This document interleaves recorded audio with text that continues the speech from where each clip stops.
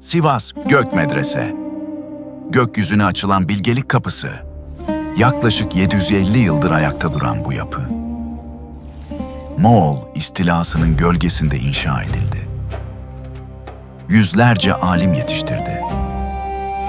Ve bugün hala Anadolu Selçuklu medeniyetinin en görkemli eserlerinden biri olarak ayakta duruyor.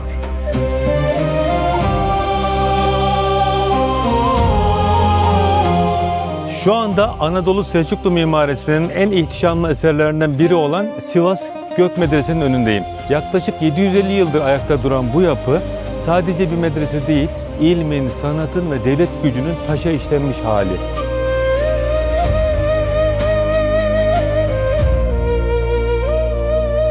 İlk bakışta insanı etkileyen şey yalnızca büyüklüğü değil, taşa işlenmiş kusursuz matematik. Her motif, her çizgi, her oran ilahi düzeni sembolize ediyor. Bu muhteşem taç kapıya dikkatle bakın.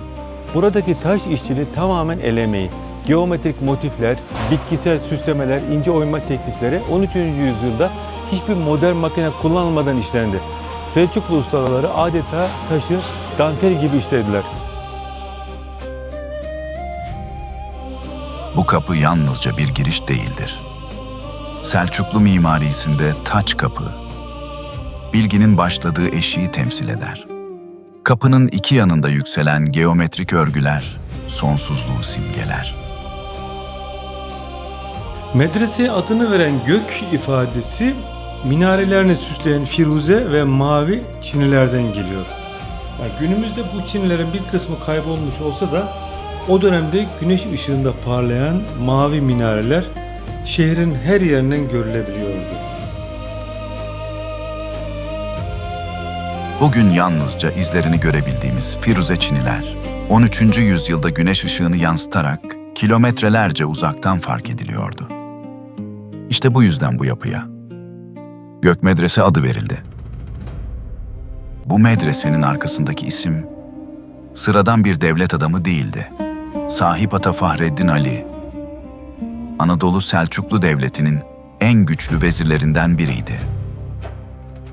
Yaklaşık 40 yıl boyunca devlet yönetiminde görev aldı. Moğol baskısının arttığı yıllarda bile camiler, kervansaraylar, medreseler, hamamlar yaptırmaya devam etti. Çünkü ona göre bir medeniyet kılıçla değil, ilimle ayakta kalırdı. Sahip Ata Fahreddin Ali'nin Anadolu'da yaptırdığı başlıca eserler şunlardır: Sivas Gök Medrese,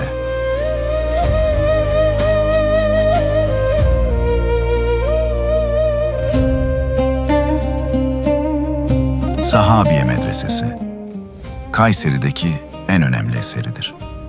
1267 yılında yaptırıldı, 4 eyvanlı klasik Selçuklu planına sahiptir.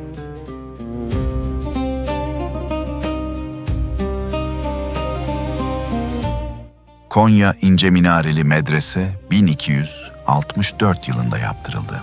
Selçuklu taş işçiliğinin zirve eserlerinden biridir. Dünyaca tanınan taç kapısı vardır. Minaresi turkuaz renginde, beyaz tuğlalarla örülmüştür.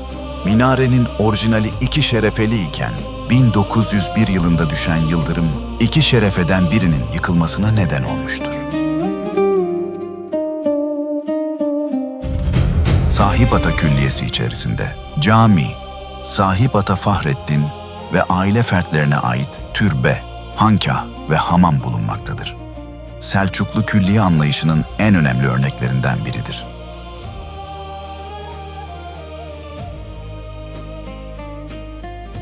Akşehir Taş Medrese, yapı 1250 yılında yaptırılmıştır.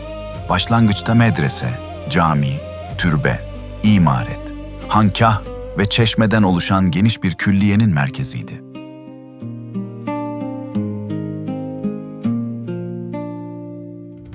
Sultan Dağı İshaklı Kervansarayı, Konya-Afyon ticaret yolu üzerinde 1249 yılında inşa edilmiştir. Şimdi avludayız. Burası 1271 yılında Sahip Ata Fahreddin Ali tarafından yaptırıldı. O dönemde burada tefsir, hadis, matematik, astronomi gibi birçok alanda eğitim veriliyordu. Medresenin mimarı, taç kapının iki yanındaki köşe sütunlarının üstündeki kitabelerde, güneyde Ameli Üstad, kuzeyde Kaluyanül Konevi olarak belirtilmektedir. Mimar Kaluyan, Kayseri Bünyan Ulu Camii ve Sivas Sahip Ata Medresesi'ni inşa etmiştir. Şimdi bu görkemli yapının bölümlerine bakalım. Minareler. Çift minareli anıtsal taç kapı, yapının en dikkat çekici bölümüdür. Yaklaşık 25 metre yüksekliğindeki minareler, Firuze çinileriyle Selçuklu mimarisinin simgelerindendir. Minarelerin gövdelerinde ve alt kısımlarında görülen çini ve renkli sırlı tuğlalarla gerçekleştirilen geometrik karakterli süslemeler, taç kapıdaki taş süsleme ile birlikte zengin süsleme programını yansıtmaktadır. Eyvanlar. Medrese, 4 eyvanlı klasik Selçuklu planına sahiptir. Eyvanlar, ders anlatımı, ilmi sohbetler ve törenler için kullanılan yarı açık mekanlardır. Kuzey ve güney eyvanlardaki panolarda, Sahip Ata'nın Gök Medrese Vakfiyesi'nin ve çevirisinin görüntüleri sergilenmektedir. Hicri 1239 yılında ana eyvanda yapılan tamir kitabesi de görülebilir.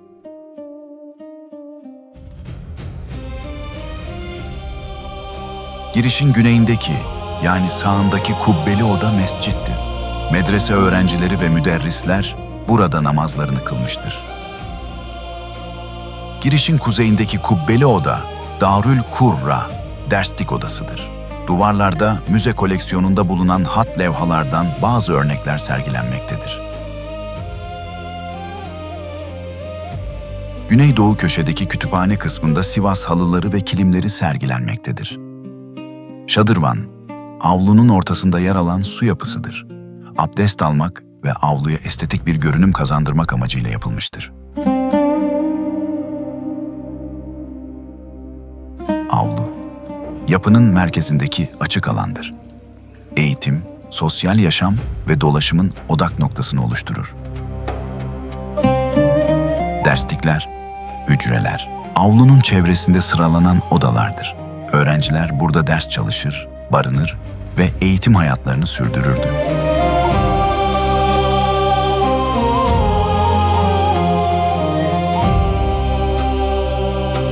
Yapının kuzeybatı köşesi ıslak alanlardır ve burada medresenin su şebekesi tanıtılmaktadır. Sivas Gök Medrese yalnızca taşlardan oluşan bir bina değil. Anadolu'nun ilim geleneğini, sanat anlayışını ve Selçuklu medeniyetinin ulaştığı seviyeyi gösteren ve günümüze taşıyan, yaşayan bir yapı. Eğer yolunuz Sivas'a düşerse bu şaheseri mutlaka yakından görün.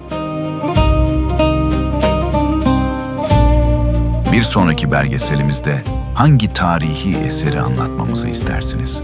Tavsiyelerinizi yorumlara yazın. Belki bir sonraki hikayeyi birlikte seçeriz.